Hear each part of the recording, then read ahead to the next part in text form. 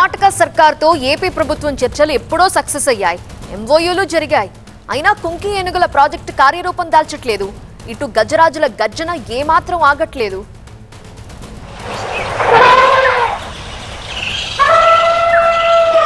చిత్తూరు జిల్లా చంద్రగిరి మండలంలో ఏనుగుల గుంపు మరోసారి బీభత్సం సృష్టించింది. అర్ధరాత్రి సమయంలో గ్రామంలోకి ప్రవేశించిన ఏనుగులు రచ్చరచ్చ చేశాయి. పంట పొలాల్ని సర్వనాశనం చేయడమే కాదు, పంపు సెట్లు, మోటార్లు కూడా ధ్వంసం చేసేశాయి. ఎల్లంపల్లి, కొండ్రెడ్డి, కండ్రిగ గ్రామాల్లోని పంట పొలాలు పూర్తిగా ధ్వంసమయ్యాయి. రైతులు ఆందోళన చెందుతున్నారు. ఏనుగుల దాడిలో పాడైన పంట ఎలాగో పాడైపోయింది, కనీసం ఉన్న పంటనైనా కాపాడుకుందామన్నా ధైర్యం చేయలేకపోతున్నామంటున్నారు రైతులు. పొలానికి కాపలాగా వెళ్తే ఎట్నుంచి వచ్చి దాడి చేసి చంపేస్తాయని భయాందోళనకు గురవుతున్నారు.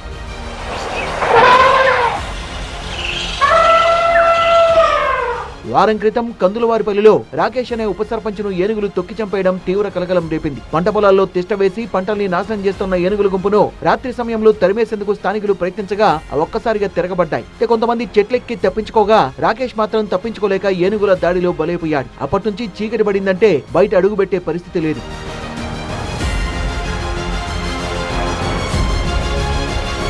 చిత్తూరు జిల్లాలో ఏనుగుల దాడుల్ని నివారించేందుకు కర్ణాటక ప్రభుత్వంతో ఏపీ ప్రభుత్వం ఎప్పుడో చర్చలు జరిపింది. కుంకి ఏనుగుల్ని ఏపీకి తీసుకొచ్చేందుకు ఎంఓయూ కూడా తీసుకుంది. కుంకి ఏనుగుల ఆపరేషన్ పై ఇటు ఫారెస్ట్ అధికారులు సైతం శిక్షణ కూడా తీసుకున్నారు. అయినా ప్రాజెక్టు ఇప్పటి వరకు కార్యరూపం దాల్చలేదు. ప్రతిపాదనల దశలోనే ఎలిఫెంట్ పార్క్ కూడా ఆగిపోయింది. ప్రభుత్వాన్ని మరోసారి వేడుకుంటున్నారు చిత్తూరు జిల్లా వాసులు. పంటల నష్టం సంగతి దేవుడెరుగు, కనీసం మనుషుల ప్రాణాలనైనా కాపాడన్నట్టు ఆవేదన వ్యక్తం చేస్తున్నారు. మరిన్ని వివరాలు అందించడానికి మా ప్రతినిధి రాజు లైవ్ లో సిద్ధంగా ఉన్నారు. రాజు, మరి కుంకి ఏనుగులు ఎప్పుడు వస్తాయి? గ్రామస్తులు, ప్రజలంతా కూడా బయటికి రావాలంటేనే భయపడిపోతున్నారు.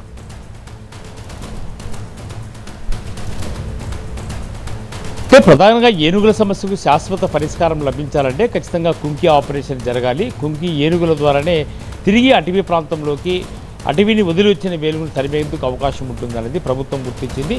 పంట నష్టం కానీ ప్రాణ నష్టం కానీ, ఒకవైపు ఏనుగులు కూడా చనిపోకుండా వాటి సంపదను కాపాడాలి, వాటి ఉనికిని కాపాడాలంటే కుంకి ఏనుగుల దగ్గర నిరంతరంగా ఆపరేషన్ జరగాలనేది రాష్ట్ర ప్రభుత్వ ఉద్దేశం. ఇందులో భాగంగానే పవన్ కళ్యాణ్ ఇప్పటికే ఆంధ్రప్రదేశ్ ప్రభుత్వం తరఫున కర్ణాటక సర్కార్తో ఎంఓయూ కూడా చేసుకున్నారు.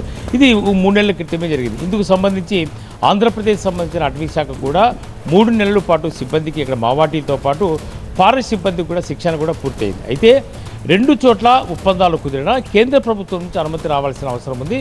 అంటే ఎక్స్చేంజ్ చేసుకోవాలి, లేదంటే ఎలిఫెంట్స్, కుంకి ఏనుగుల్ని కర్ణాటక నుంచి ఆంధ్రప్రదేశ్ తెచ్చుకోవాలంటే ఖచ్చితంగా కేంద్ర అటవీ శాఖ పర్మిషన్ ఉండాలన్నది నిబంధన ఉంది. కాబట్టి ఆ డిలే అవుతుంది కారణంగానే ఇప్పుడు కుంకి ఏనుగులు రావడం లేదు అన్నది ప్రధానమైనటువంటి ఆరోపణ. అయితే ఇప్పటికే బంగారుపాలెం అంటే పరమనేరు కాన్స్టిట్యుయెన్సీలో కాలువపల్లి వద్ద ఇప్పటికే ఎలిఫెంట్ ఫారెస్ట్ కూడా ఏర్పాటవుతోంది. ఏర్పాటైన తర్వాత కుంకి ఏనుగులు వస్తాయి.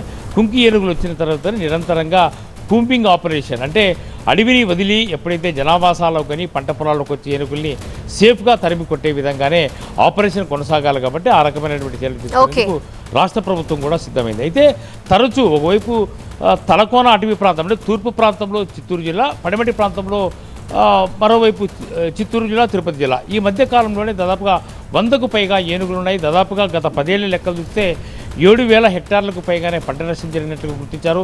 ఒక 24 మంది రైతుల్ని ఒక 10 ఏళ్లలో పొట్టన పెట్టుకున్న ఏనుగులు, ఒక 28 ఏనుగుల వరకు చనిపోయినట్టుగా తెలుస్తుంది. కాబట్టి ఇంత పెద్ద మొత్తంలో కాన్ఫ్లిక్ట్ కొనసాగుతున్నటువంటి పరిస్థితుల్లో ఖచ్చితంగా ఏనుగుల సమస్యకు శాశ్వత పరిష్కారం చూపాలంటే కేంద్ర ప్రభుత్వము చొరవ చూపాల్సిన అవసరం ఉందని 2 రాష్ట్ర ప్రభుత్వాలు డిమాండ్ చేస్తున్న నేపథ్యంలో ఖచ్చితంగా ఇప్పటికే ఎంఓయూ చేసుకోలేదు. కాబట్టి త్వరలోనే ఏనుగులు వచ్చే అవకాశం ఉంది.